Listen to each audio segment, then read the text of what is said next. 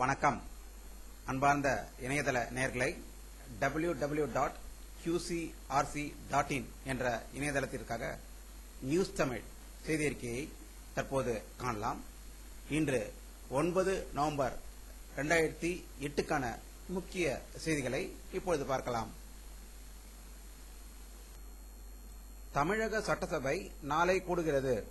இலங்கை தமிழர் பிரச்சினை, விலைவாசி உயர்வு, மின்வெட்டு உள்ளிட்ட பல்வேறு பிரச்சனைகளில் தமிழக அரசு மக்கள் மத்தியில் கடும் அதிருப்தியை சந்தித்துள்ள சூழ்நிலையில் தமிழக சட்டசபை நாளை கூடுகிறது.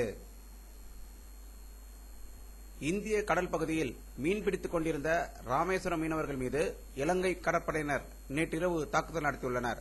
இதில் மீனவர்கள் காயமடைந்ததாக ராமேஸ்வரத்திலிருந்து வரும் செய்திகள் கூறுகின்றன.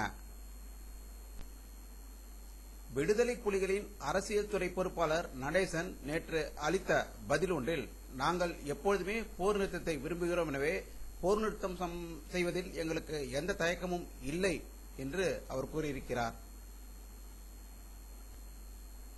தமிழ்நாடு காங்கிரஸ் தலைவர் தங்கபாலு இன்று முதல்வர் கருணாநிதி அவர்களை அவருடைய இல்லத்தில் சந்தித்து பேசினார். அப்போது சட்டசபை காங்கிரஸ் தலைவர் சுதர்சனமும் கூட இருந்தார். இலங்கை தமிழர் நிவாரண நிதிக்காக அவர் தமிழக முதல்வரிடம் 5 லட்சம் ரூபாய் காசோலையை கொடுத்ததாக அங்கிருந்து வரும் தகவல்கள் கூறுகின்றன.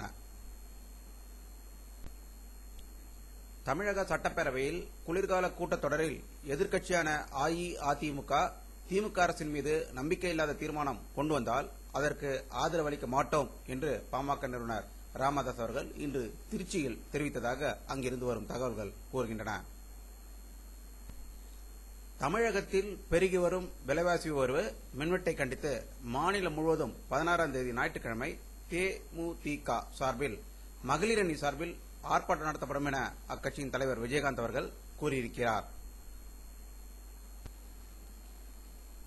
இங்கிலாந்து பாராளுமன்றம் முக்கிய அரசு அலுவலகங்கள், அரண்மனை ஆகியவற்றை தகர்க்க அல்-கொய்தா தீவிரவாதிகள் சதித்திட்டம் தீட்டியுள்ளனர். இந்த சதித்திட்டத்தை நிறைவேற்ற பயிற்சி பெற்ற தீவிரவாதிகள் பாகிஸ்தான் உள்ளிட்ட வேறு நாடுகளிலிருந்து இங்கிலாந்துக்குள் ஊடுருவதாக அவருடைய உளவுத்துறை எச்சரிக்கை விடுத்துள்ளது. இந்திய ஆஸ்திரேலியா 4வது டெஸ்ட் போட்டி நாக்பூரின் 4வது நாள் ஆட்ட முடிவில் இந்தியா முதல் இன்னிங்ஸ் 441 ரன்னும், இரண்டாவது இன்னிங்ஸ் 295 ரன்னும் எடுத்துள்ளது. ஆஸ்திரேலியா முதல் இன்னிங்ஸ் 355 ரன்கள் எடுத்துள்ளது. இரண்டாவது இன்னிங்ஸில் 13 ரன்கள் ஆடி தற்போது விளையாடிக் கொண்டிருக்கிறார்கள். வானிலை அறிக்கை. இன்று காலை 11 மணிக்கு சேட்டலைட் மூலம் எடுக்கப்பட்ட படத்தில் வங்கக்கடலில் அதிக மேகமூட்டங்கள் தொடர்ந்து காணப்படுவதை காணலாம். இது தொடர்ந்து தமிழகத்தை நோக்கி வந்தால் மழை பெய்வதற்குரிய வாய்ப்புகள் இருப்பதாக தெரிகிறது. இத்துடன் இந்த செய்தி அறிக்கை நிறைவடைகிறது. மீண்டும் நியூஸ் தமிழ் செய்தி அறிக்கையில் உங்களை சந்திக்கும் வரை உங்களிடமிருந்து விடைபெறுவது உங்கள் கே பாலாஜி. நன்றி.